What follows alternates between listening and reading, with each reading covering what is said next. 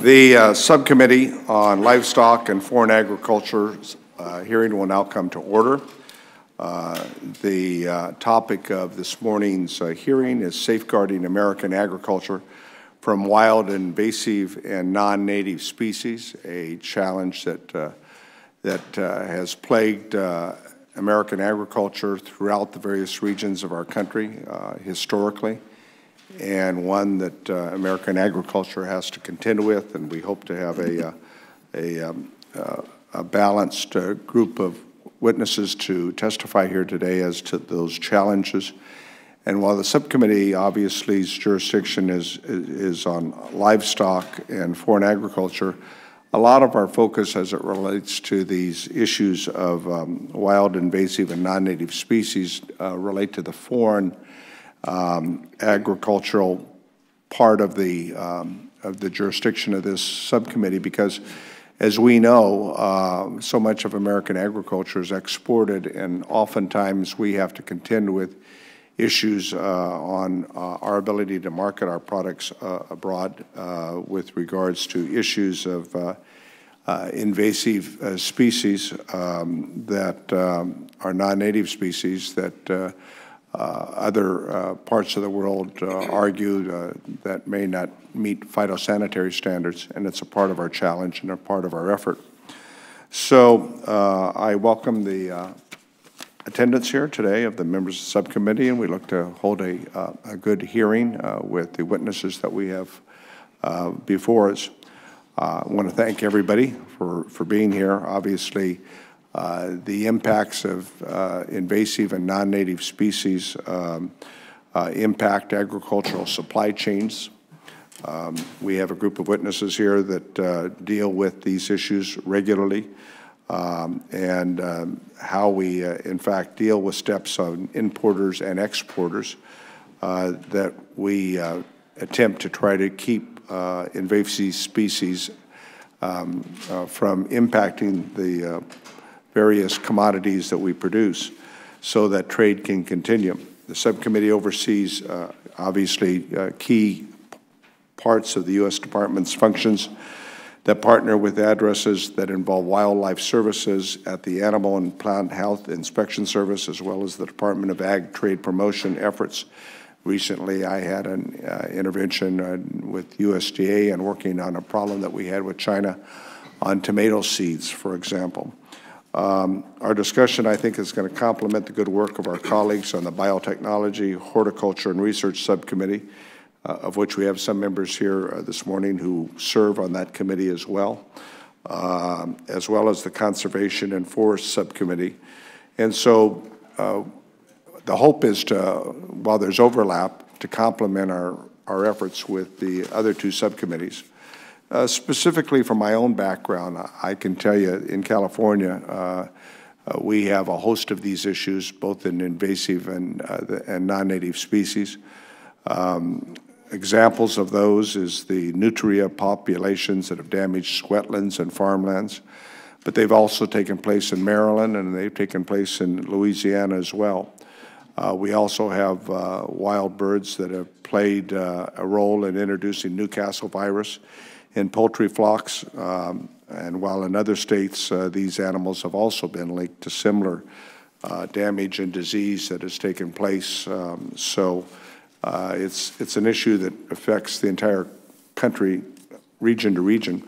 On the 2018 Farm Bill that we all worked on together, we started a pilot project to address the issue of feral swine in the Southeast. I look forward to hearing more about how the initial implementation of this program is going. If the pilot project's working well, I would suggest to members here, the subcommittee and the full committee, that we might be a model to address invasive species issues in the future.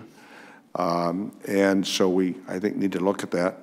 Along our southern border and our ocean ports, the seasonal nature of the specialty crop industry means trucks and barges carrying fruits and vegetables from outside the U.S. are potential vectors for dangerous pests that have not yet been established in this country.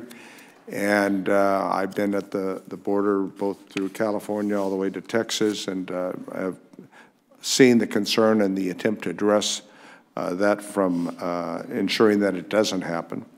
For all these reasons and more, I think many of our colleagues today here are joined with the agriculture inspector resources at our ports and other points of entry. We can't expect Customs and Border Protection or the Department of Agriculture to evolve its capabilities to match these evolving threats, in my view, without the resources to do so. And I think that's one of the things we want to hear about here today is whether or not we're actually providing the necessary resources to do that. So with that said, I want to make sure that all members understand that in consultation with the ranking member, pursuant to Rule 111E, to make sure that members of the subcommittee are aware and other members of the full committee may join with us today. Obviously, we welcome that participation. So I want to welcome our witnesses and recognize my esteemed ranking member, Mr. Rouser from North Carolina, for any remarks. You want to recognize? Right. Sure. We have former Chairman, Ranking Member Conway here. Would you like to open? Well, sure. Thank you. Thank you, Mr. Chairman. Appreciate that. I want to thank Chairman Costa and Ranking Member Rouser for having the hearing today. I'd like to touch on one of the most more devastating examples of invasive species that is currently affecting Texas, in addition to the southeast. Much of our country is called feral swine. Farmers, ranchers, and landowners have been dealing with the destruction caused by wild pigs for decades. Most estimate that feral swine cause over $1.5 billion in damages each year, with at least $800 million of that amount attributed directly to agriculture. But the problem is growing so much that it's not just affecting those in rural areas. In 2017, the Dallas City Council authorized a 3-year service contract for control and abatement of feral hogs on city property. Feral swine are capable of breeding at just 6 months and have a gestation period of 115 days. They reproduce at such a high rate that you would have to remove more than 2/3 of the feral swine population every year just to keep the population stable. These hogs can be vectors for several diseases, including foot and mouth and African swine fever. Feral swine have also had an unbelievable impact on native species and ecosystems. According to USDA, feral swine have played a role in the decline of nearly 300 native plants and animals in the U.S. alone. I'm proud that in the 2018 Farm Bill, we established the Feral Swine Eradication and Control Pilot Program, directing APHIS and NRCS to coordinate the removal of feral swine, restore habitat, and provide assistance to producers for feral swine control. We funded the program at $75 million, and in June, USDA announced funding availability for projects in 9 states, including Texas. I'm glad we're holding this hearing to review the impact of native species writ large on American agriculture. I want to thank all the witnesses for being here today and sharing your perspectives. I look forward to your testimony. Mr. Chairman, I yield back. Thank you. Thank you very much, Congressman Conway. I'll now defer to the ranking member of the subcommittee, Representative Rouser from North Carolina. Well, thank you, Mr. Chairman. I look forward to today's hearing to consider how we are currently safeguarding American agriculture from wild, invasive, and non-native species, and to discuss what steps we can take to improve these efforts. Invasive species pose a significant threat to the success of production agriculture and environmental stewardship. And it's important that we continue to improve the coordinated national strategy to both prevent the introduction of invasive species and to eradicate the ones that we already have. In the 2018 Farm Bill, we made significant strides in safeguarding American agriculture from invasive pests. Mirrored after the successful plant pest and disease prevention program, we created the National Animal Disease Preparedness and Response Program, providing funding for USDA to enter into partnerships with states, universities, and others to fund targeted prevention, preparedness, detection, and response activities. The Farm Bill also provided funding, as has been mentioned already, for a feral swine eradication program, which as of today has made funding available for projects in 9 states. While our trading relationships continue to benefit American farmers and ranchers, increasing levels of imports come with additional pest and disease threats. And as I've said at nearly every hearing, in fact, almost everyone probably on this committee has said it at one time or another, it is so critically imperative that we ratify USMCA. In addition to increased market access and the numerous protections and economic benefits that will stem from ratification of this agreement across the agriculture industry, USMCA will foster further opportunities between the three countries to monitor, prevent, detect, and eradicate invasive species. I want to thank our witnesses for being here today. Each of you play an important role in safeguarding American agriculture, and we thank you for it. Mr. Chairman, I yield back.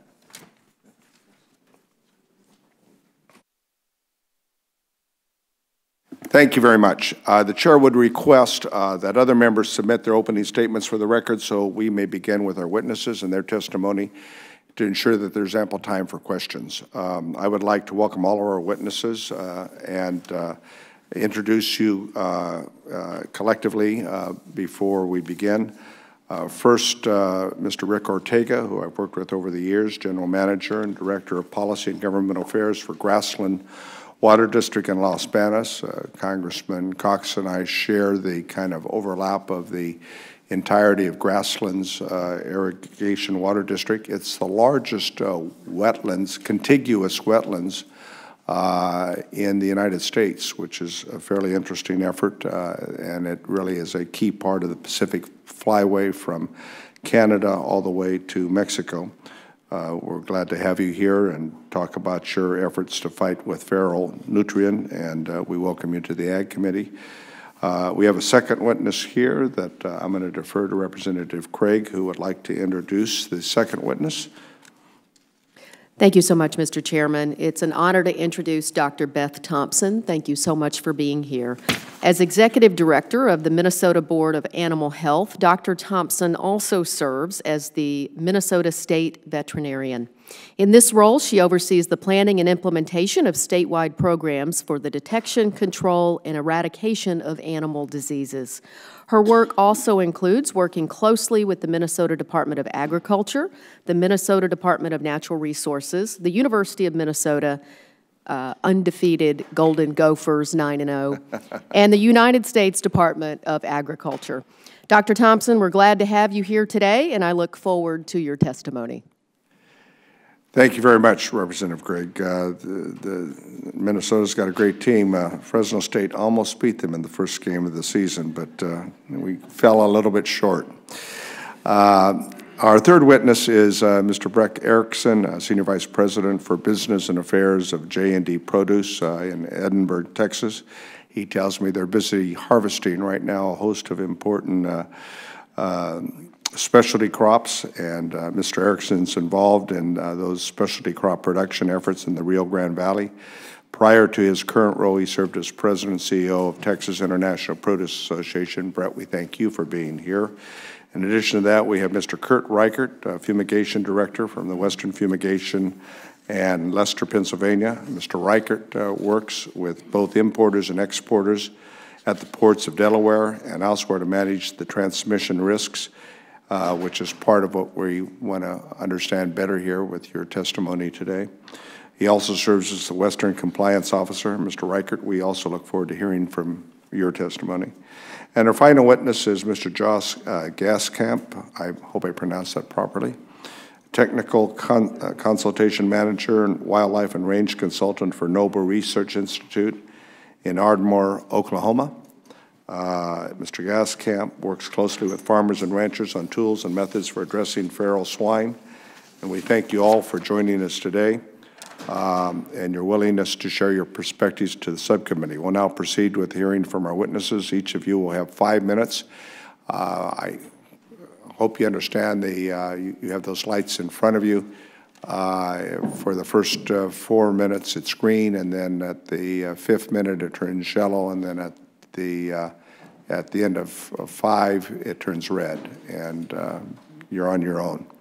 So we know most of you are familiar with it. Mr. Ortega, why don't we begin with you today?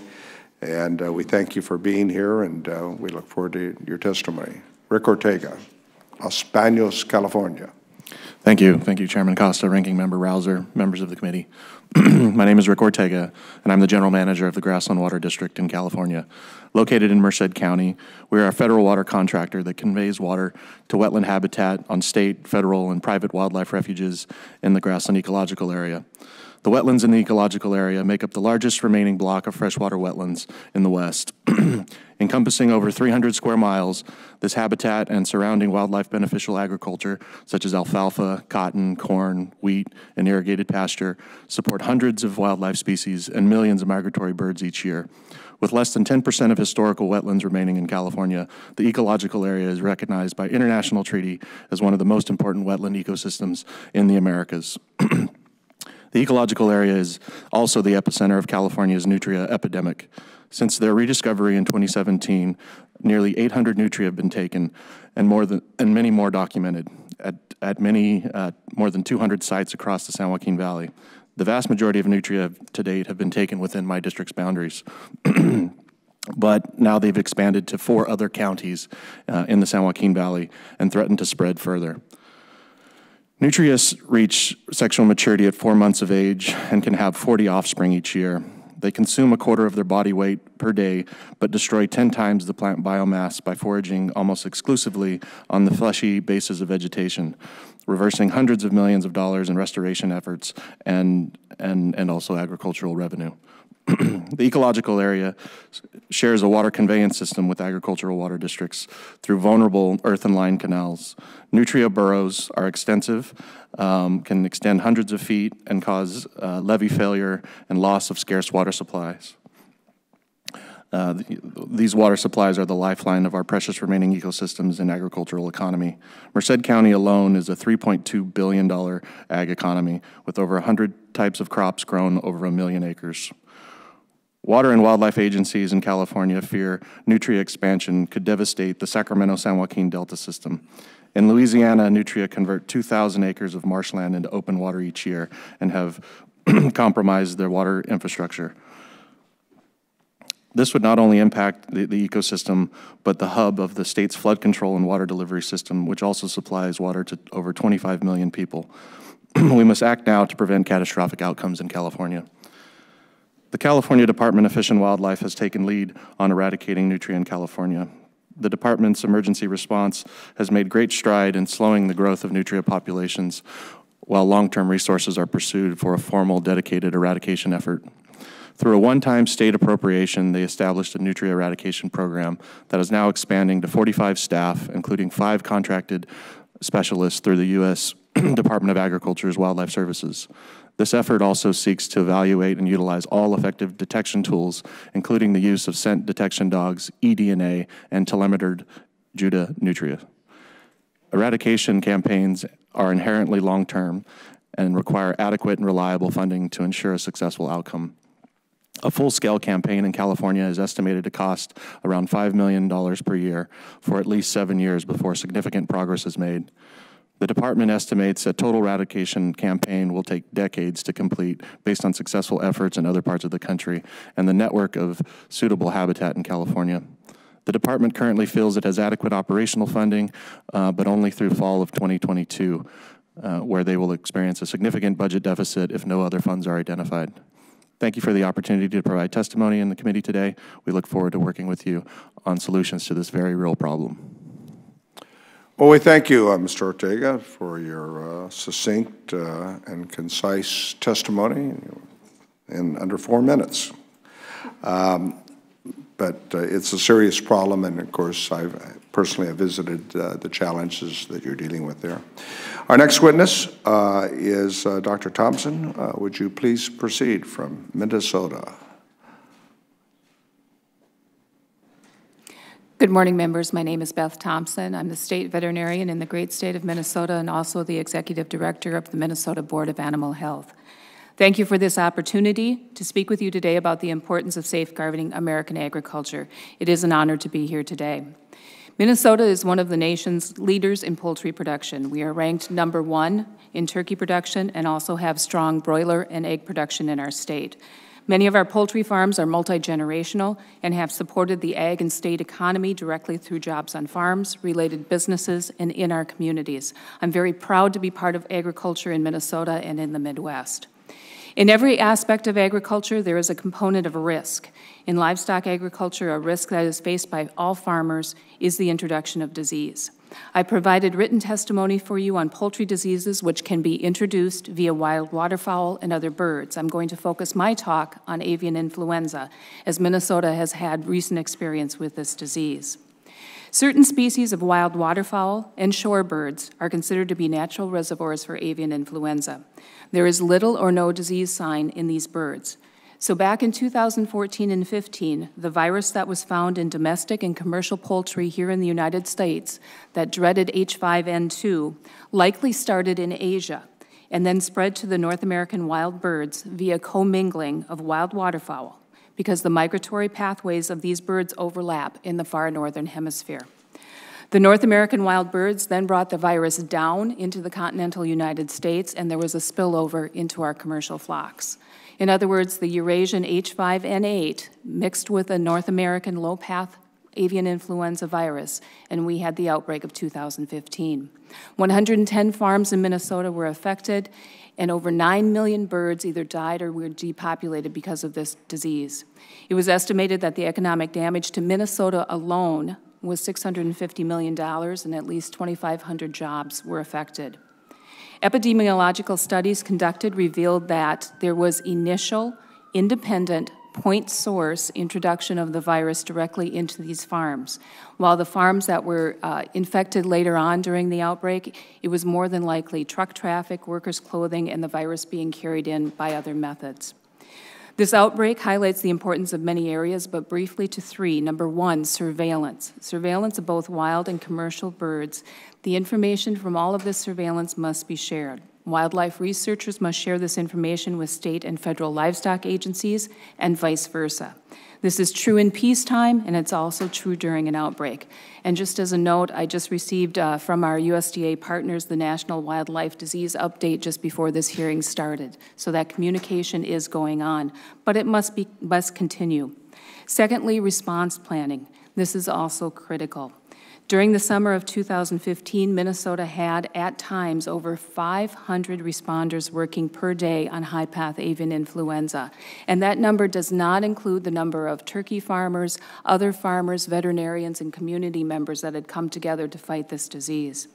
It was the work that was done in the months and years before the response that assisted our producers and regulatory responders. But again, that work must continue. Lastly and thirdly, biosecurity. This is a day-to-day process for our poultry farmers. Post-high-path avian influenza in 2015, researchers looked at the different types of introduction of diseases into our flocks. It is very apparent that we need to keep the disease out of the barns. All poultry sectors have recognized this need for increased biosecurity, and the National Poultry Improvement Plan has adopted minimum standards for our farmers to follow. So in closing, the U.S. poultry industry, in cooperation with state and federal agencies, has been very proactive post-2015 with efforts to fight foreign animal diseases. And a nod to our comrades in California right now that are working very hard on virulent Newcastle disease in that state. We can't stop the movement of wild waterfowl. However, if ag and wildlife agencies continue to work together, we will have communication, collaboration, and this will benefit our international trade. During a response, states know their farmers, their veterinarians, their communities, but we can be overwhelmed, and therefore it's also an ask that it is imperative that we have our federal partners well prepared. Thank you. Thank you very much, Doctor. We appreciate your testimony, and we'll now go to Mr. Erickson. Please begin with your testimony from Texas. Hello and good morning, Chairman Costa, Ranking Member Rouser, and committee members. My name is Brett Erickson, and I am Senior Vice President at J&D Produce. I have worked in agriculture my entire career. Prior to joining J&D, I was President and CEO of the Texas International Produce Association for 6 years. I am quite familiar with the challenges you are exploring here today, specifically as it relates to the fresh produce industry. We are a family-owned business based in Edinburgh, Texas, in the Rio Grande Valley. We are a grower, packer, shipper, and we produce almost 40 different types of greens, such as kale, chards, collards, beets, and herbs, just to name a few, as well as sweet onions, cabbage, and melons. We farm approximately 6,000 acres in the Rio Grande Valley, with growing and packing operations also in Deming, New Mexico, Vidalia, Georgia, Vineland, New Jersey, Peru, and Mexico. We are a year-round operation, and we employ approximately 180 full-time employees in the U.S.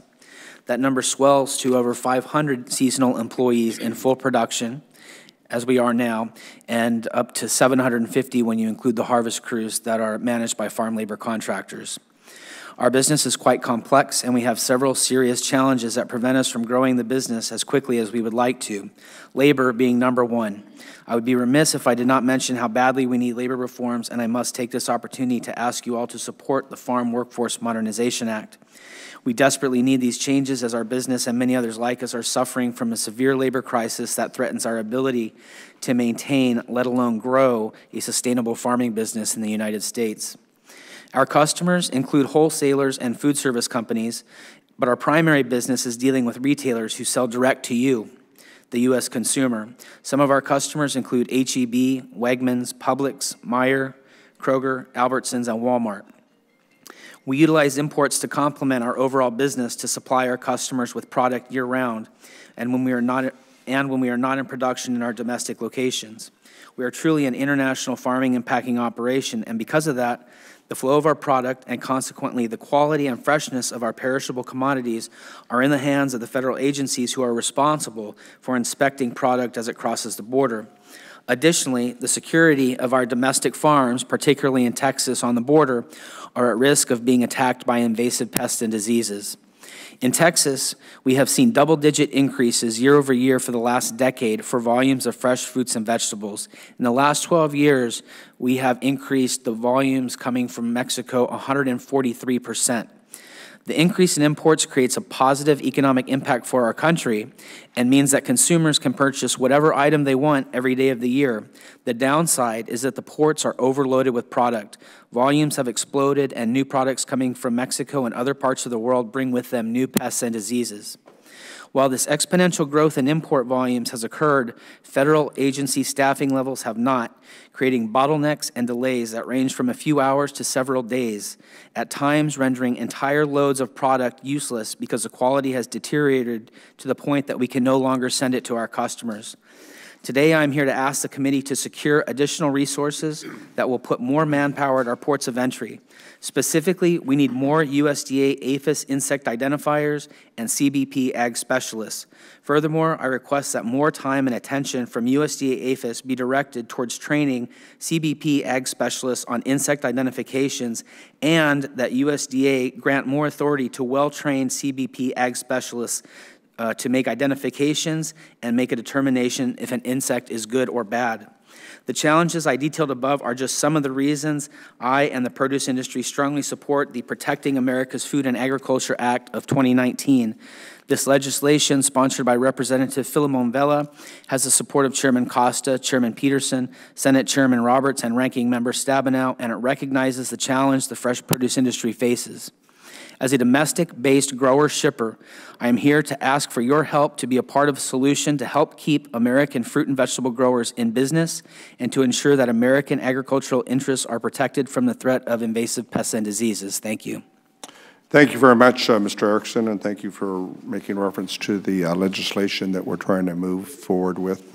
I think it is important for the produce industry in the country, and also a shout out to the bipartisan Agricultural Labor Reform Act. I think we're off to a good start there as well. I believe Mr. Reichert, you're next. Please proceed with your testimony. Good morning, Chairman Costa, Ranking Member Rouser, and members of the committee. Thank you for the invitation to testify before the committee today. My name is Kurt Reichert, and I am the Fumigation Director at Western Fumigation. I have worked for Western for over 28 years, and I've been a multi-state licensed professional applicator since 1991. I oversee the activities which I will talk about here today on a daily basis. I also work closely with many of the state and federal regulatory agencies which govern the manufacture, transportation, and use of the fumigants which are available to our industry. Quarantine inspections are a critical tool in our nation's efforts for protecting U.S. agriculture from invasive and non-native species, a program critical to the American economy. Western Fumigation works closely with both the United States Customs and Border Protection and the United States Department of Agriculture's Animal and Plant Health Inspection Service, plant protection, quarantine inspectors, inspectors to help safeguard United States agriculture against the introduction of pests of significance. With regards to imports, we fumigate perishable commodities to eliminate invasive species which may have been hidden in the shipment. We also fumigate non-perishable cargoes such as imported tile, machinery, military equipments, and cocoa beans. Export treatments are frequently used for logs destined for Europe or Asia, and cars and machinery en route to Australia and New Zealand, and citrus and broccoli exported from California. Fumigation is often the only treatment method which can effectively eliminate these pests without damaging the cargo. Once an invasive species makes it into the U.S., its further spread can be devastating, costly, and unstoppable. Over the years, the United States has seen several invasive species gain a foothold, causing widespread economic damage to domestic agriculture. Most recently, we have seen the introduction and establishment of the Asian longhorn beetle, the brown marmorated stink bug, and the spotted lanternfly. These pests have caused immense damage and hardship by damaging crops and, at times, entire farms. APHIS, CBP, and the various fumigation companies which operate at our ports of entry are literally on the front lines with respect to stopping invasive species. All invasive pests can be tracked back to a port of entry where it must have slipped by undetected, possibly due to the limited number of inspectors being unable to keep up with their core mission, with the volume of goods entering the port. CBP and APHIS personnel are true professionals and are dedicated to their core missions, but they are human and can be overtasked at times. CBP and APHIS agriculture inspectors have two powerful tools to use in the defense against invasive species. The first is by direct inspection of goods and commodities. Direct inspection is a targeted physical examination of the specified portion of cargo which might be targeted due to the possible presence of an invasive species from the exporting country or a hitchhiking pest which may have been inadvertently picked up during transit to the United States. But inspectors can only examine so many containers or vessels in a single day, and inspectors can often not physically examine every single piece of cargo in a shipment. The second tool is to require mandatory treatments for high-risk shipments. Mandatory treatments are required for imports from certain countries or regions where a known invasive pest is established and prevalent, or if a commodity is imported in such a volume as to make a thorough inspection impractical. Both of these tools require a minimum number of CBP and APHIS personnel at each port of entry. Proper staffing must be in place for inspections during the day as well as for fumigation treatments which occur after normal business hours. The increased cost of staffing will often be only a fraction of the cost of an effective eradication effort after an invasive species has become established. We urge Congress to support our land and water ports in places like Texas, North Carolina, California, Pennsylvania, and New Jersey, which stand as our nation's first and only line of defense against invasive species. Current staffing cannot reasonably be expected to be able to examine the amount of cargo they handle in a thorough manner. Treatments can be applied to cargoes from questionable regions in lieu of requiring physical inspections by APHIS or CBP personnel. This allows APHIS and CBP to be more efficient and targeted in their inspection programs until staffing is brought up to full strength. For these reasons, Western and our partner fumigation companies around the U.S. support increased APHIS and CBP staffing efforts such as House Resolutions 4482 and 3244, which will appropriate funding to better staff our ports of entry and guard American agriculture against invasive species. I want to again thank the committee for the opportunity to testify here. I have additional remarks which have been submitted to the record, and I will be happy to answer any questions which you may have. We thank you very much, Mr. Reichert, for your timely testimony. And our last witness, before we begin the question period with members of the subcommittee, is with Mr. Gaston Kemp. Please begin. Chairman Costa, Ranking Member Rousey, members of the committee, thank you for this opportunity to provide testimony on behalf of Noble Research Institute. Swine are not a species native to the United States. When they were introduced as livestock for human consumption, they were bred for high fertility and accelerated meat production. Unfortunately, as swine were intentionally and unintentionally released to live in a feral state, these same traits contributed to an uncontrolled population growth and the devastating ecological and economic impacts that I will address later in my comments. Land use changes in transportation and stocking for hunting have also contributed to population growth and geographic expansion. In the south-central U.S., feral swine populations are estimated to grow at a rate of 21% per year. Feral swine are now present in at least 37 states, including the vast majority of states represented by this committee, and the total population is estimated to be more than 7 million animals. Damage caused by feral swine comes in many forms. It is widespread and extensive, but rarely rigorously quantified. Feral swine damage to U.S. agriculture is estimated to be more than $1.5 billion annually. However, this commonly cited estimate does not include many ecological damages and threats to human health. As such, it is likely the true economic damage caused by feral swine far exceeds $1.5 billion. Examples of impacts on cultivated crops appear regularly, including the 2006 E. coli outbreak in California's spinach, in which feral swine were responsible. It was estimated that spinach farms in California lost as much as $75 million due to public fears of consuming spinach. Other crops commonly impacted by feral swine include small grains, fruits, beans, potatoes, and nuts. Feral swine also regularly mingle with cattle, utilizing common water sources and feed stations, and rooting and defecating in cattle enclosures. They interact with domestic swine in non-confinement pork facilities. These interactions result in livestock exposure to more than 60 infectious diseases that cause weight loss, abortions, and death in domestic livestock. Specifically, feral swine commonly harbor brucellosis, pseudorabies, and African swine fever, or ASF. To maintain brucellosis-free status for cattle in the global market, anytime a cow tests positive for brucella, an epidemiologic investigation is required at considerable government expense. Similarly, an occurrence of ASF in U.S. livestock would result in substantial losses to the industry from international markets. Feral swine also threaten native wildlife populations, including numerous endangered species. They compete for food, destroy habitat, and predate on these species. Entire native ecosystems are impacted by the presence of feral swine. Rooting accelerates the establishment and spread of invasive plants, decreasing diversity and resilience of these ecosystems. Feral swine must be controlled to protect our nation's agricultural resources. Studies have shown that 70% of the feral swine population must be removed annually to halt population growth. Unfortunately, most conventional trap methods remove less than 50% of the population. Moreover, research suggests that conventional traps may actually be responsible for creating what is commonly known today as trap-shy pigs. Noble Research Institute has investigated strategies to capture trap-shy pigs. The result of this research is a fully suspended trap that functions much differently than conventional traps.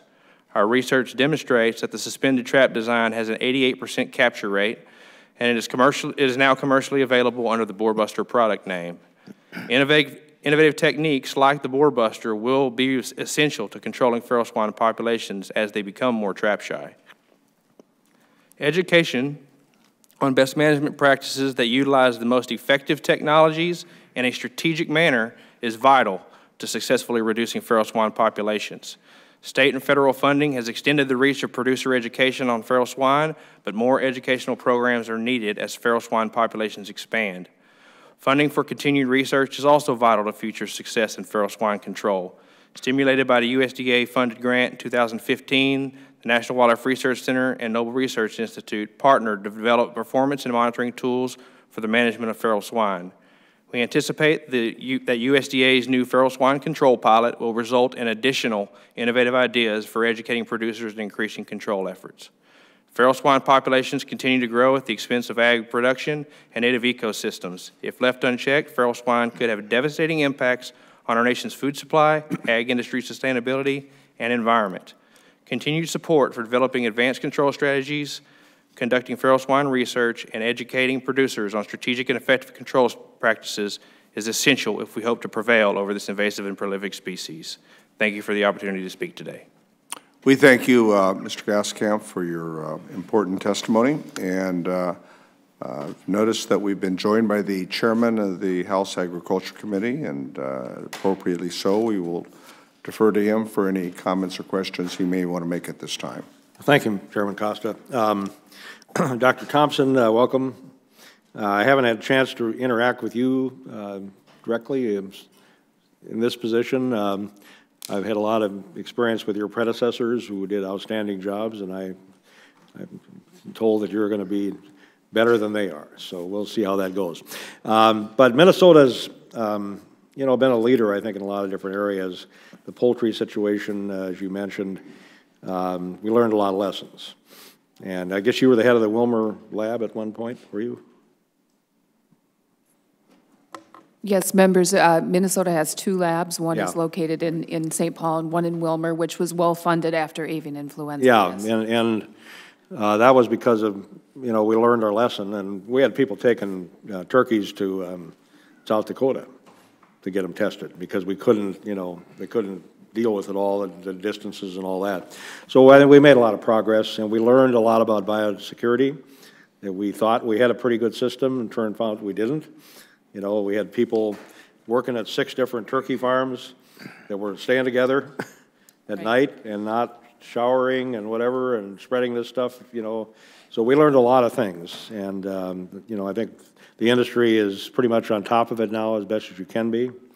The one question I have is, as I understand it, the hog industry is kind of learned from what turkeys went through and are upgrading their biosecurity to make sure you don't have the same kind of things going on within the hog industry. Am I right about that? Yeah, Mr. Chair, members, that is very correct. In Minnesota, we've stood up additional committees taking a look at, and the disease of interest right now is African swine fever, Right. but it could be foot and mouth disease, it could be any of a number of diseases. But yes, they're taking a look at all the things that have been learned in avian influenza, specifically biosecurity, but also surveillance, also, some of those other things that need to be in place. But as I understand, the avian influenza thing went pretty fast. As I understand, the African swine fever is a slower moving virus, so I guess it has the potential to get ahead of it to easier than avian influenza is. Am I correct about that? That is a correct statement, Mr. Chair, members. The unfortunate thing about the way our hog production happens in the United States, though, is there is much more movement of hogs than there is turkeys, chickens, eggs. So if it's slow moving and there aren't clinical signs, there might be movement of the disease prior to we knowing about it. Yeah. So. Well, I think they're trying to do everything they can to get on top of it. And a lot of people aren't aware, we had a TB outbreak up north that got transferred from deer to cattle. And we had to go in and do a quarantine. We basically took a 30-square-mile area. Your predecessor, the state vet and the federal vet were involved, and a bunch of us. We made a decision to eradicate all the deer within 30 miles. We put helicopters in there and killed every deer, and we got it under control, and we eradicated it, I don't know how long it took, a couple, 3 years. Michigan didn't do that, and they still have TB because they didn't do what needed to be done at the time when it broke out. And now they can't get ahead of it. So that's another example of why you have to be on the ball with this stuff. The other thing that troubles me about your testimony here, you say that there's 2 leadership positions that are vacant at USDA APHIS. We put extra money into this in the Farm Bill. Why are these positions vacant? Do you have any idea? Mr. Chair, members, I am not sure why those 2 positions are currently vacant. There has been some switch up in positions in veterinary services. As you all may know, Dr. Scheer has moved into a different position. We now have Dr. Burke Healy heading up veterinary services, so there's been some movement, but the states are looking at those 2 positions. We would like to have those filled as soon as possible. Can you see any, at this point, any outcome out of this $300 million that we put in there? Have you see any upgrade in what's going on with APHIS from your position?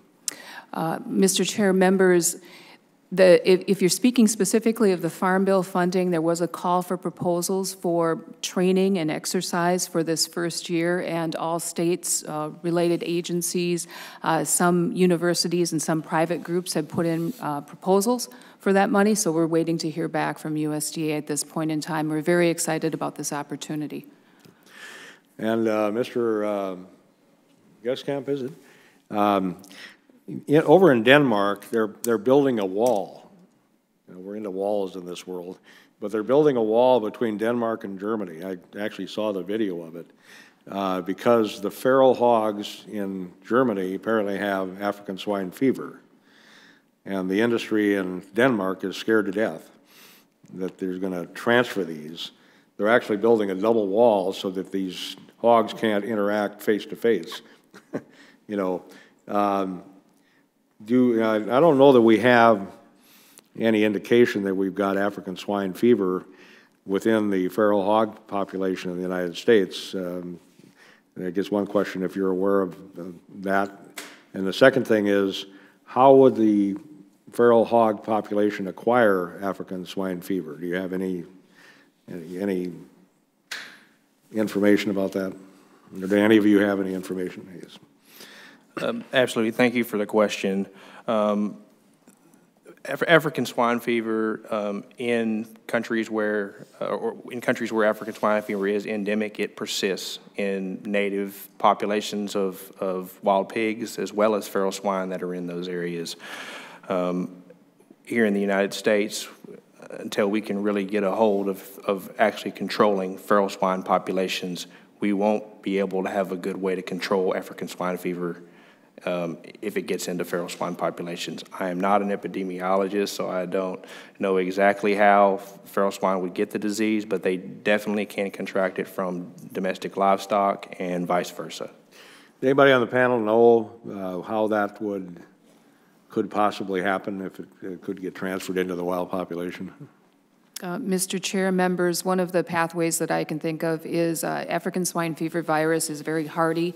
So if you think you're cooking it with salamis and different dried meats or cured meats, you might not actually be killing the virus. And if somebody throws out a sandwich that has some African swine fever infected meat in it and feral swine get a hold of it, that would be one pathway. But we don't have African swine fever in the United States at this point that we know of, right? Correct. That is correct, Mr. Chair. So how could it get? So I know we've upped the things at the border and so forth, trying to stop this stuff from China, but how would it, you know, I guess that's one way. I guess it would have to get in almost into the domestic population first before it got into the feral swine population, I would guess, right? Mr. Chair, members, yes, that's probably the most. Well, I've taken more time than I should, but thank you very much. Thank you all for your testimony, and I yield back. All right. We thank Chairman Peterson for your focus and always your insight as to the challenges we're facing on these issues and others. I'd like to begin with the witness from California, Mr. Ortega.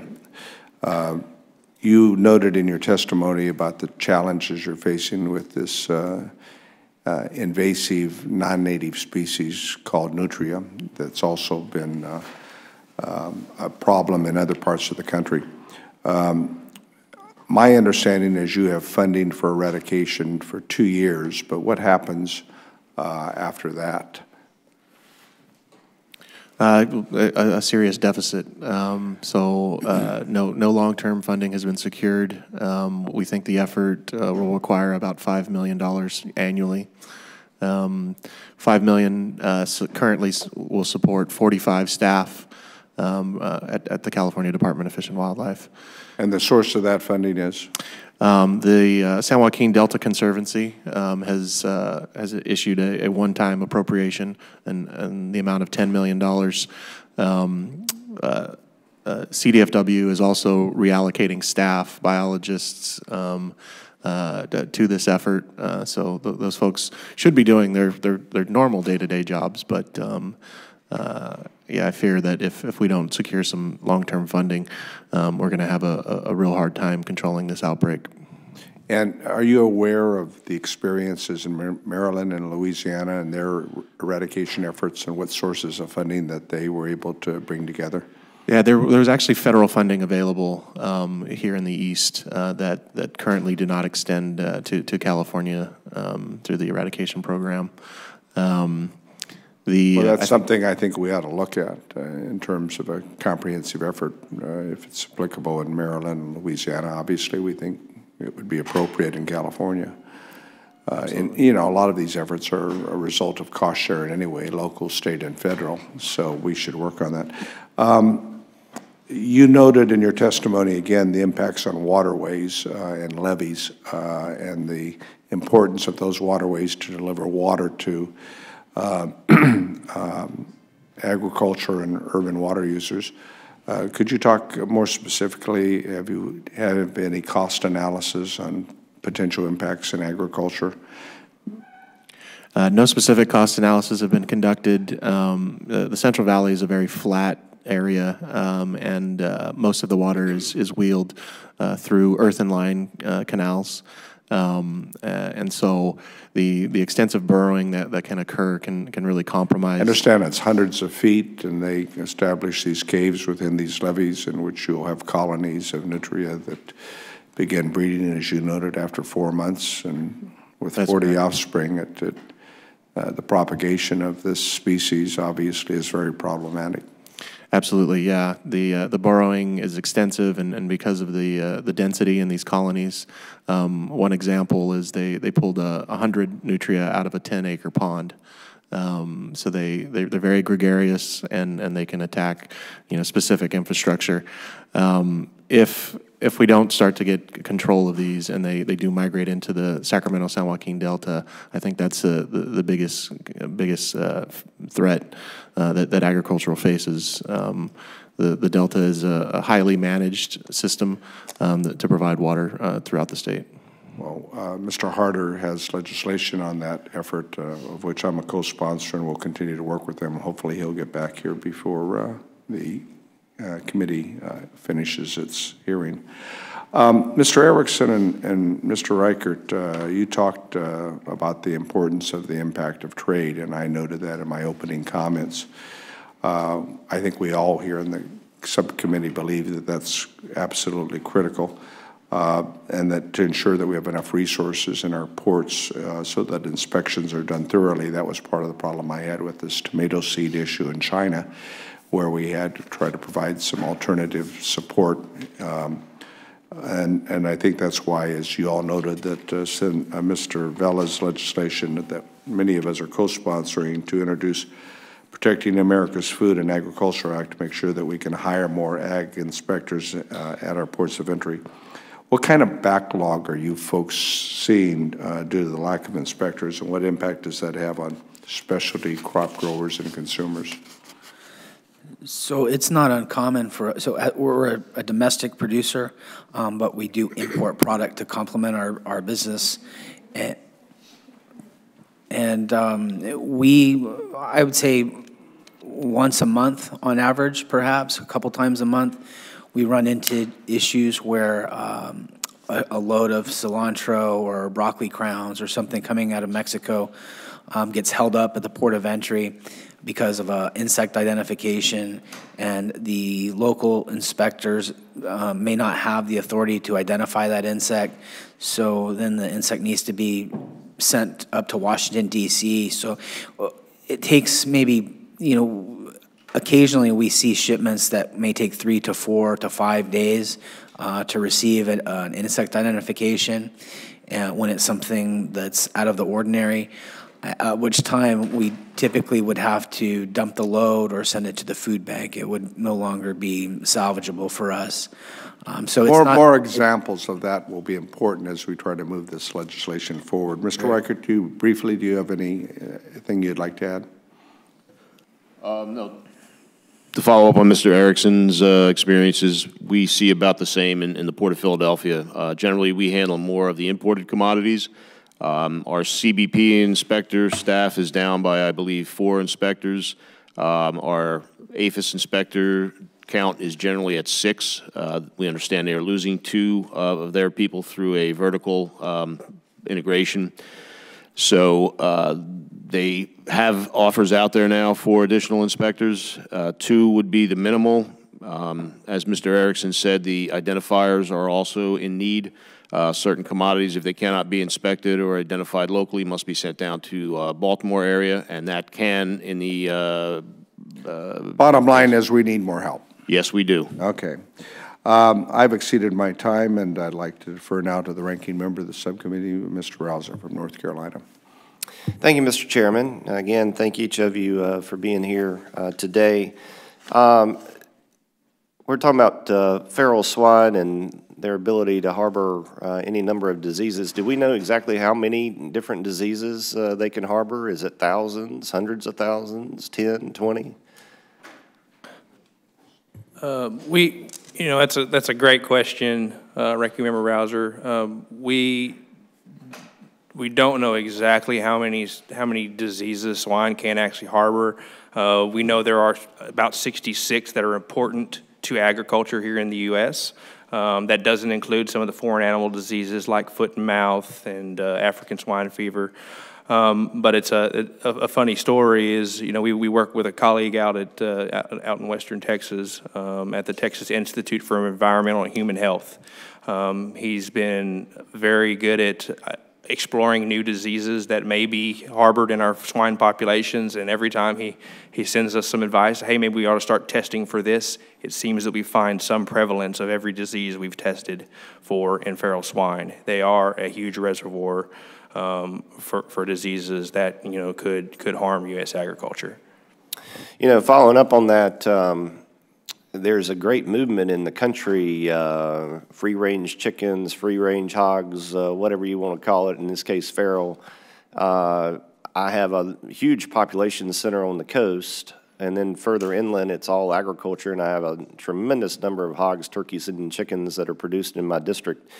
And invariably, every single week when I'm back home, I have 2 or 3 folks who will come up to me and say, you know, I just really don't like the way that American agriculture, these factory farms, all these hogs put together, all these chickens put together, all these turkeys put together, how inhumane it is and everything else. It seems to me that we need to do a better job of talking about the risk, you know, with this movement out there to move to backyard production agriculture. There is, after all, a reason why we moved away from it. Economics is part of it, but in sophistication and new techniques and new developments, et cetera. But in your circles, is anybody, you know, talking about this movement and the potential impact in terms of promoting and having an environment where you have even more infectious diseases that are much more difficult to control? Absolutely, Ranking Member Rouser. We've in you know, the domestication process of many of these livestock species, we incorporate these, you know, proper animal husbandry practices, and you know, we haven't spoke a lot on wildlife species, but those wildlife species don't have those animal husbandry practices that protect them. When you take livestock species and move them out into more free-range type scenarios, you're putting them more at risk, just like those wildlife species that are out there. Yeah. For my education and to my knowledge, swine fever has no impact on human health. Is that correct? Yes, that is correct. It affects only species of swine. There are no other species infected, including humans. Can the human body be a carrier of it, I assume? Like all of us, I assume, have some type of dormant virus that we carry, although it may not show up? That's an excellent question. No, the human body wouldn't be a carrier itself, other than if there is some sort of virus that's picked up on clothing, on shoes, on things like that. But the body itself, no, the human body would not accept that virus. Okay. So when you mentioned earlier today in the hearing where you throw out food that may be contaminated with swine fever, assuming that food is digested or ingested by the human body, it has no effect. Mr. Chair, yes, thanks for that clarification. No, it wouldn't be the humans eating the African swine fever. It would be a human having a sandwich that contains some of the virus and not eating the sandwich and throwing it out to the pigs. Right. But in terms of that portion of the sandwich the human ate, no, it does not stay in the human body. Correct. Okay. Thank you for that clarification. One quick last thing, Mr. Reichert. There's a bill in Congress, as you may know, to ban the use of chlorpyrifos, and if I'm pronouncing that correctly, but it's a common, obviously a common insecticide that's used. There are 115 co-sponsors, including some members of this committee, that are on that bill. Is there a real problem with the EPA in terms of risk assessment, et cetera, as it relates to that insecticide? Ranking Member Rouser, unfortunately, I do not know the answer to that. My division specifies fumigation only. We do have a pest control division, so I could get that answer, but I do not know that. Okay, thank you. I yield back.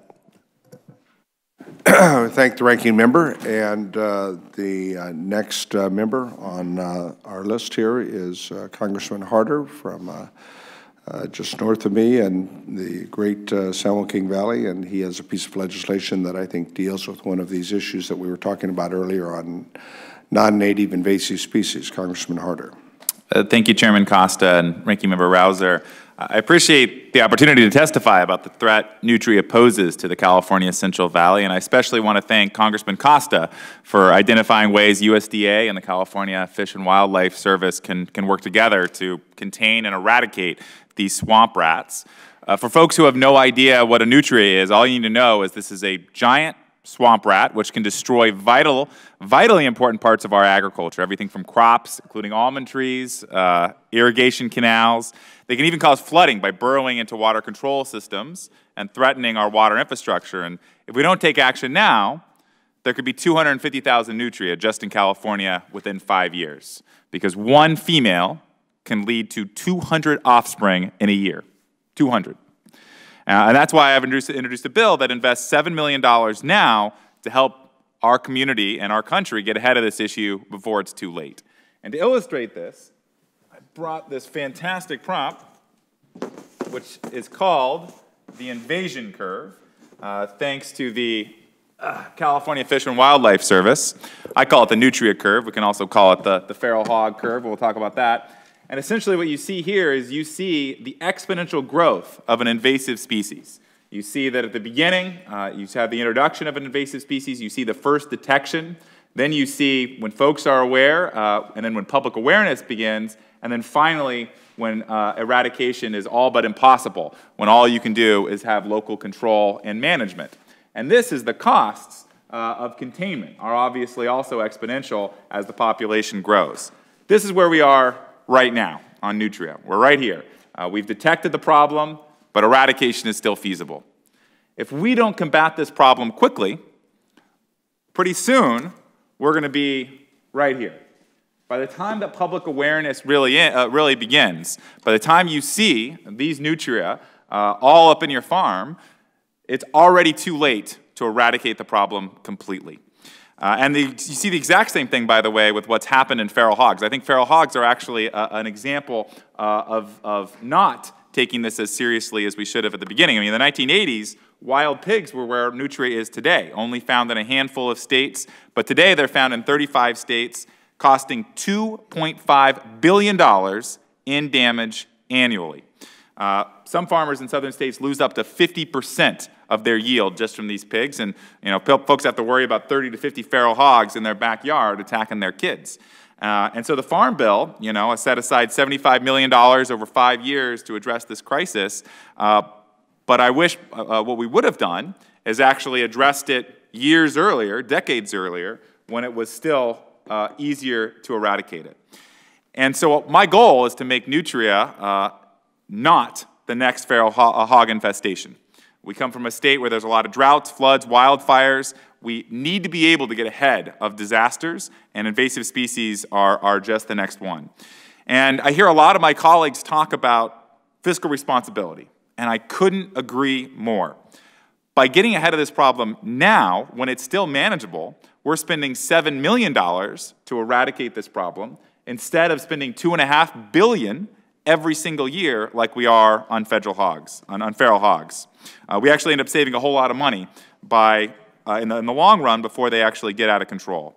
And I want to thank the administration for taking this issue very seriously, working with my office to identify a bipartisan bill that addresses this serious problem. And I also want to thank the Ag Committee for holding this hearing on this vitally important issue. We need to make sure, because the challenge here, just the last point I make, is that by the time public awareness begins, eradication is very unlikely. And by the time folks really understand the depth of this problem, eradication is actually all but impossible. And so we have to get started now when we're seeing these invasive swamp rats all over. I mean, these things can go up to 30, 40, 50 pounds. They're huge.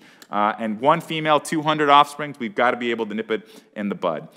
So with that, I yield back my time. Thank you so much, Mr. Chairman and Ranking Member, and I look forward to hopefully getting our bill across the finish line. Well, we look forward to working with you. Before I asked questions of Mr. Ortega, who's dealing specifically with the problem in our area. And the example of the infestation in Maryland and in Louisiana resulted in federal funding to match state and local. And so it's appropriate. There's a precedent there. And I intend to work with you, and I hope other committee members to move on this legislation, working with the Department of Agriculture, because it is a very serious issue, as you noted. Okay, our next witness is Desjardins. No, it's, my glasses on. Comer. I'm sorry. Desjardins is from Kentucky. Thank you, Comer. Thank you, Mr. Chairman. And I wanted to begin with talking about the feral hogs as well. I represent southern Kentucky and western Kentucky along the Mississippi River. And the mindset in Kentucky is those feral hogs are just concentrated along the Mississippi River area. My farms are about 4 hours east of there, and my brother killed one on his farm last year.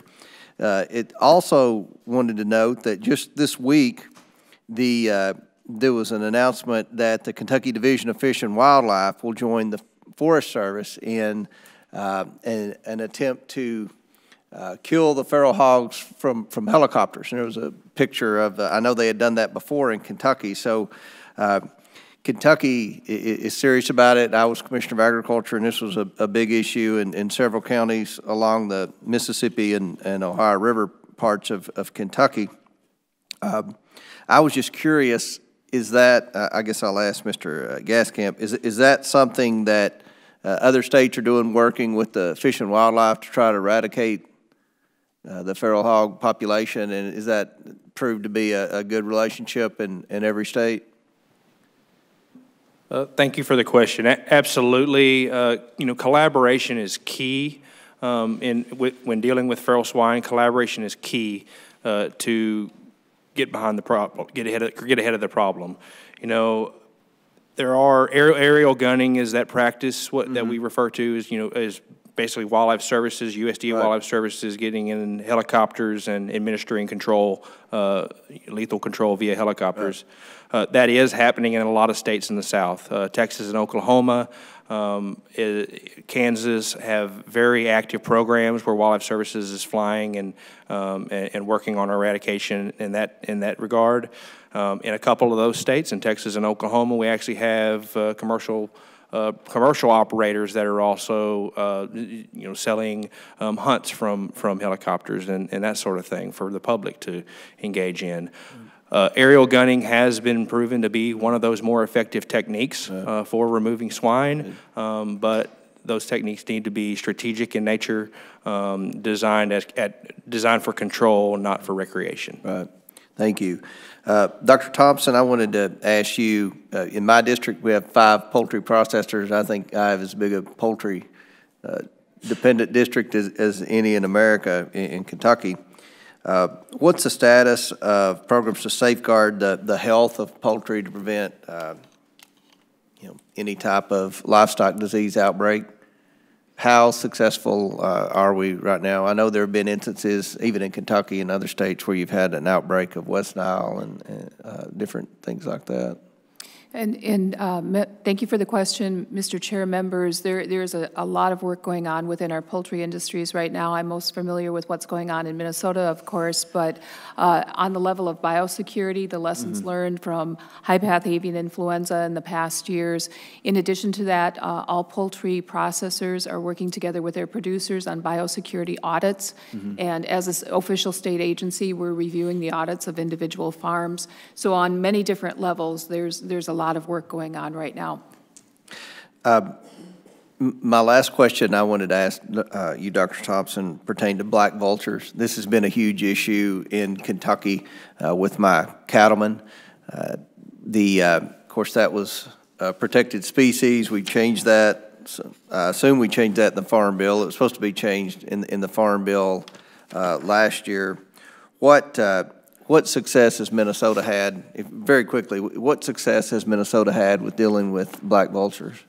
And I'm afraid I'd have to look into that. I'm not aware of Okay. any issues with black vultures in Okay, Minnesota. all right. Well, I'll just conclude with a statement here. One concern that I hear from constituents and agencies overseeing the vulture issue in Kentucky, which is a huge issue with livestock producers, is that the federal government is not the most helpful when it comes to this. I know that that may come as a surprise to many of my farmer friends. That I hear from several cattle producers that Fish and Wildlife Services keeps USDA and landowners from being able to manage this problem independently from the government. And you know, this is a classic example of government getting in the way of its own way. And I believe this is an issue with a simple solution. I hope we can resolve it with in a fast way. But I believe that farmers would be the best people to be able to resolve this issue on their farms. And I hope that's something that we can talk about as we move forward in trying to eradicate predatory species, especially the black vultures. But, Mr. Chairman, my time is out. I yield back. All right. I thank the gentleman, and I'll now refer to the gentlewoman from the wonderful state of Connecticut, Representative Hayes. Thank you, Chairman Costa, for holding this important hearing, and thank you to all the witnesses for being here today. I don't have a visual, but I look forward to working with my colleagues on both sides of the aisle to get ahead of eradicating these species that are damaging many of our agricultural sectors. In Connecticut, my district in particular, it's home to a variety of greenhouses and poultry farms. According to the USDA, the greenhouse industry is the fastest growing agricultural sector in my state. The value of this sector to Connecticut's economy is estimated at $3.5 billion, according to the University of Connecticut. There are roughly 10.5 million square feet of greenhouse space in Connecticut that is used to cultivate climate-controlled food crops, bedding plants, seasonal plants, vegetables, and herb plants. When it comes to poultry, Connecticut always leads the way. Henry Saglio, a pioneer in the poultry industry, hailed from Connecticut. He's a global leader in the industry and owner of Arbor Acres chicken farms. At Arbor Acres, he developed breeding chickens for the world and played a pivotal role in making chicken America's most consumed meat. His chickens would go on to be associated with products ranging from Campbell's soup to Purdue. Not surprisingly, for a time, chicken were the state's main export. In keeping in line with our rich history in poultry, the College of Agriculture, Health, and Natural Resources at the University of Connecticut has a poultry farm and resource unit within their School of Animal Health. For these reasons, it is particularly important to me to work diligently to help farmers protect their poultry and greenhouses against wild, invasive, and non-native species. With that in mind, I would like to discuss greenhouses and then shift to poultry. So, Mr. Reichert, my district is a major producer of nursery, greenhouse, and floricultural products. At Western Fumigation, how do you address pest risks for imports? And are they handled in the same way for fruits and other products? And then finally, are there any special considerations given to food versus non-food products? Yes, thank you, Representative Hayes. As far as the pest risk assessment, those are generally handled through the USDA. Anytime a new product or country wants to bring a new product into the U.S., they do have to apply for clearance. USDA will issue a pest risk assessment, which will be put out to industry for comment, after which they will assign certain treatments based on the risk of an imported product. And it can be an edible commodity or non-edible commodity. Generally, just deal with the edible commodities. Most of the non-commodities are inspected prior to admission. Thank you. Dr. Thompson, your state has a vibrant poultry sector as well.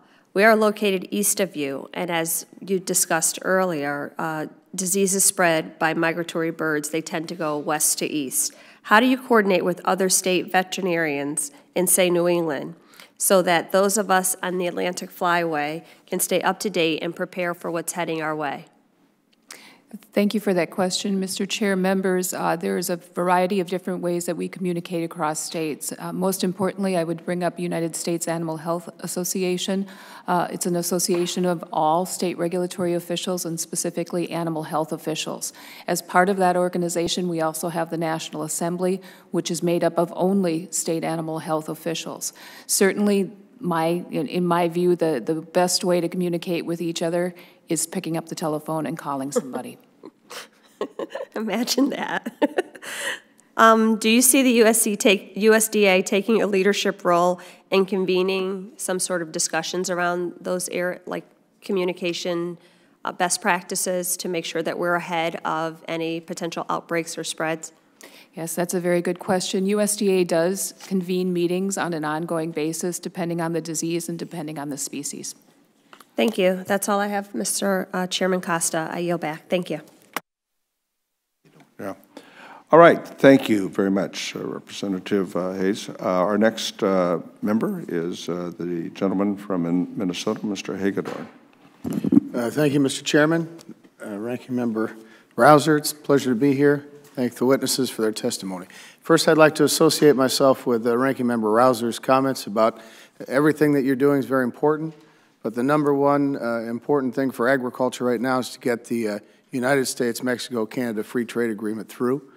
It's very critical. It's going to help us build momentum for other deals with China and others. And I say if we can't get a deal done with our best friends to the north and south, who expects the President and others to get something done with China? So to my thinking, that has to be the focus of this committee and everyone else as we move out of here.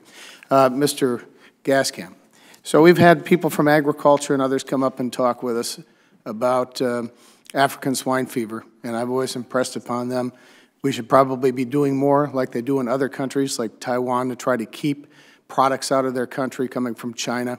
We even have a situation now where people check the box with customs and border security to say they've been on hog farms in China. They fly into our country. They're not even sometimes talked to, let alone investigated to see if they have any products or anything that would cause harm to us. Chairman Peterson brought up the point, though, about how would it get in the country, and we've talked about that.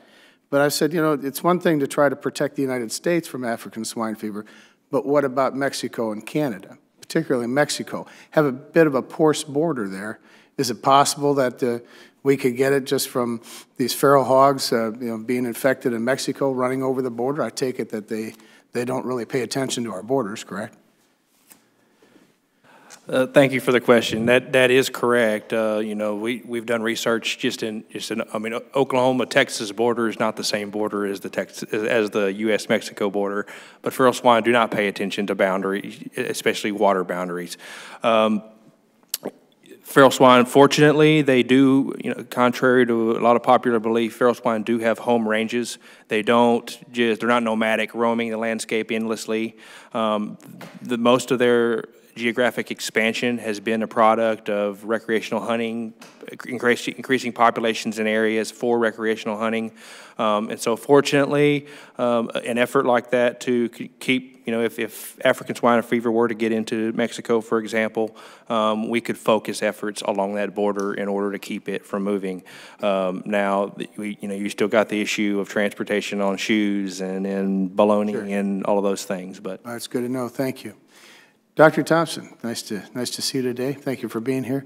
So if we ended up with a case of African swine fever in the state of Minnesota, which we hope never happens, it would be pretty devastating, right? It wouldn't just be our hog farmers, but it would be our crop farmers, our grain farmers, it'd be implement dealers, seed corn, everybody. It would be devastating to our economy. If that happened, though, I take it you have a plan, or you've been working with people that have a plan on how to contain it. Can you share a little bit about that and who you might be working with in other states or the federal government in order to implement that? Yes, thank you for that question, members. Boy, I could go on for a long time to talk about how much planning we've been going through. Minute 38. Minute 38.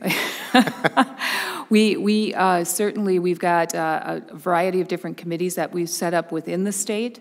And very importantly, when you talk about hog production, it's not only about production within the state, but our systems our hog systems that are located in Minnesota have connections and move pigs and move feed and move sows and move all sorts of things with other states. So what we're looking at this as is a regional approach.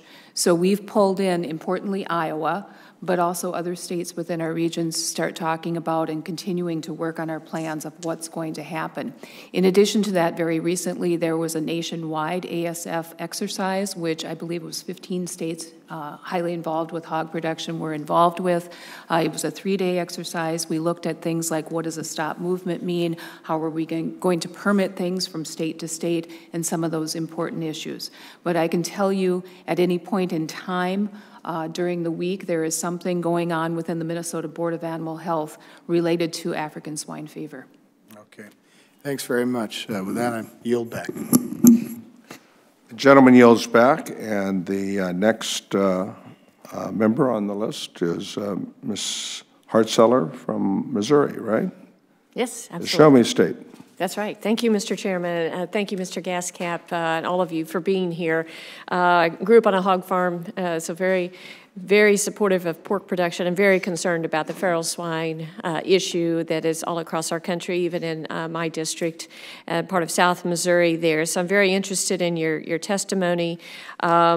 You talked about the effectiveness of the boar-buster suspended trap system. I've had a chance to see that. Our Missouri Department of Conservation is recommending that as the eradication method. They are opposed to the hunting that some people are doing. What is your opinion about hunting? Thank you for the question. Specific to feral swine, you know, I'm a hunter, and feral pigs are fun to hunt. Mm-hmm. They really are. And however, the cultural mindset around hunting for that particular species, for feral swine in particular, has increased its abundance. Just like conservation efforts for native wildlife species, we promote populations from hunting. The same that mentality that's gone into feral swine management, where, you know, why would I travel 8 hours across the country to go on a pig hunt when I can own them right here in my backyard, or hunt them right here in my backyard? That mentality has increased populations across the country. Hunting still proves to be an effective control strategy in very limited cases where populations are very small, but we don't, in general, we do not consider hunting a population control method. Yes. Okay. You mentioned that toxicants are being used in other countries, but yet you say that we need more federal funding to contribute to research on toxicants. So how come we can't just use toxicants that other countries are using? Well, so right now Australia is using toxicants for feral swine. They have about as many feral swine as they have people on the continent. There's a number of toxicants that we have been testing here in the United States.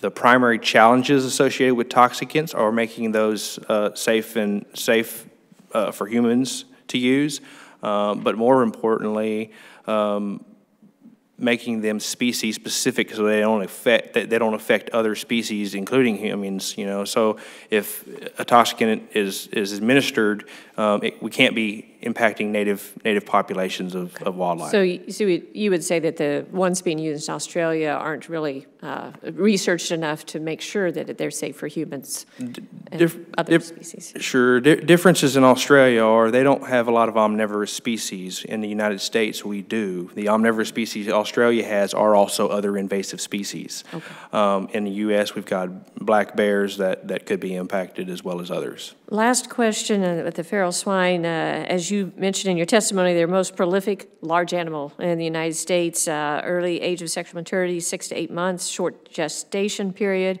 only 115 days. The ability for year-round breeding and farrowing. I've heard there's been some efforts trying to look at sterilization. And can you talk to those efforts and trying to stop? I'm not aware of any particular reproductive inhibitors, is the terminology we use in that space. I'm not familiar with any reproductive inhibitors that are available or close to being available. They pose a lot of the same risks or challenges that toxicants do, making them specific to feral swine only. But there is work being done in several universities across the South trying to identify and develop those reproductive inhibitors. Great. Well, thank you so much. Mr. Reichert, I was interested in your testimony about the fumigants and the testing that is important as we come into the ports. I was just wondering, from a practical standpoint, can something be considered organic if it has been fumigated? Thank you for the question, but no, there are no fumigants that are approved for use on organics. So is that an issue with the growing demand for organics? Are we exposing ourselves to risk, bringing in fruits and vegetables from other countries, not fumigating them and bringing them in?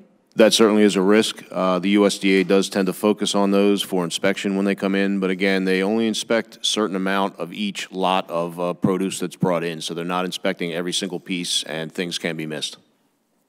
Just how much does it cost to fumigate one container? It's generally between the $500 to $1,000 range for our charges, and then our additional charges for the USDA. Okay, great. Thank you very much for the information. Yield back. The gentlewoman yields back, and our next member is Mr. Marshall from Kansas. Thank you, Mr. Chairman. And I think my question is going to be directed to Mr. Gaston and Mr. Ortega, I'm guessing. So my concern is about a different invasive species. It's a plant invasive species, and I see you both have some grassland expertise. In Kansas, our major rivers are lined with salt cedars. At least that's what we locals call them. Each salt cedar soaks up hundreds, maybe thousands of gallons of waters per day. I think of Rattlesnake Creek, which flows into the Quivira Wildlife Refuge, and we're having some flow issues in that particular creek. I think of the Arkansas River. Some people call it the Arkansas River, but we call it the Arkansas River. Flows out of Colorado and across Kansas, and large portions of that river typically doesn't have water in it anymore. And it's also lined with salt cedars. Throughout the prairies now, grasslands, traditional red cedars have taken over many, many areas. I've talked to farmers who have mowed down cedars, and creeks that had never ran before started running again. Any experience on the impact of these on the water and long-term solutions? You know, we mow the salt cedars down. It's really expensive to do. They grow back. Josh, Mr. Gaston, any experience with salt cedars and red cedars? Thank you for the question. I have limited experience. I've got more experience with eastern red cedar. It is a native plant that is encroaching on rangelands across the southern Great Plains. We consider it invasive because it was, back in history, it was relegated to steep drainages and things like that. The suppression of prescribed fire has brought on that species, has grown the potential for it to invade grasslands, and so there is movement in a lot of the rangeland areas to re-implement prescribed fire back out on the landscape. It is a process that our rangelands evolved with, fire and grazing, and so that's one way to deal with invasive red cedar. As far as the salt cedars, I have less experience with those. I do know that they establish from just clippings, so mowing them actually spreads them even more, and it is a very serious issue. There's been work done. I'm not sure who's done the work, but to identify biological solutions, a pest that does hinder its growth. Okay. Thank you, Mr. Ortega. Any experience with either of those? Not specifically, but we do deal with invasive species of plant very regularly, and I agree with the gentleman. You've got to hit it hard with mechanically, chemically, and fire is probably the most cost-effective strategy. Okay. Any other in the panel with experience with the plants? Okay. All right. Thank you so much, Mr. Chairman, and I yield back. All right, I think everyone who's wanted to participate this morning has had that opportunity to do so, and I'll allow the ranking member to make any closing remarks before I close the hearing. Well, thank you, Mr. Chairman. I want to thank all of our witnesses for being here today. Very helpful and instructive for me, and I appreciate you taking the time to share your expertise. Mr. Chairman, I'll yield back. All right. I thank the Ranking Member Rouser for your cooperation and your staff always, along with our staff, who I think did a very good job this morning. The witnesses, I think, came well prepared and focused on areas that normally the subcommittee doesn't always get an opportunity to really weigh in on, and that is the impacts that invasive species, both native and non-native species, have on agricultural economy throughout the country. And as it relates to the foreign markets that we obviously are actively engaged in and have to deal with as it relates to phytosanitary standards and with our efforts to export. Of course, we also import, and it is a two-way street. So I think the takeaways, besides the specific comments that members, those of you who testify this morning, are I would urge this committee and the full committee, if they are not co-sponsors of Mr. Vella's legislation, that focuses on improving staffing within the inspection services and also within the USDA, to look at that legislation carefully. I think it's worth supporting, and I think it has a lot of merit. And in addition, while Mr. Harder's legislation deals with the invasive species of Nutria, and specifically right now in California, we know with the invasions in Maryland and Louisiana that this very aggressive swamp rat, as Mr. Harder likes to refer to it, can in fact be a real problem in other areas of the country. And I think it deserves support as well, and we'll be working with both authors on those pieces of legislation. Having said that, I want to thank again those who testified this morning and your cooperation with the committee, and we'll look forward to continuing to work with you. And if there are any follow-up questions by members of the subcommittee, obviously we will forward them to you for your response.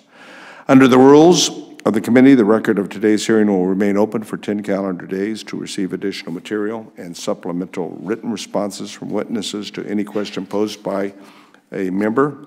So at this point in time, hearing no objection, the hearing of the Subcommittee on Livestock and Foreign Agriculture is adjourned.